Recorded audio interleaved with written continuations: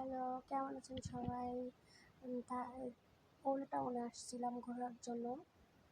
তো দেখলাম সব কিছু হেঁটে হেঁটে দেখলাম এখানকার বিভিন্ন চিত্রগুলো দেখলাম।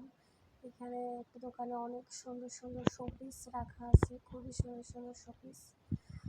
স্মৃতি হিসাবে আর কি বাসায় নিয়ে নিয়ে যাওয়া লাগবে, যে এখানে আসছিলাম, এখানে ঘুরতে আসছিলাম, ঘোরাঘুরি করছি। তো এখানকার একটা স্মৃতি বাসায় নিয়ে যেতে পারবো এই শোপিসগুলা।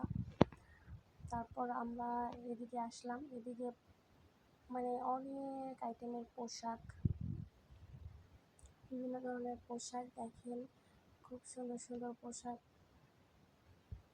তবে আমার কাছে বাংলাদেশের পোশাকই সবচেয়ে ভালো লাগে, এদেশের পোশাক ভালো লাগে না।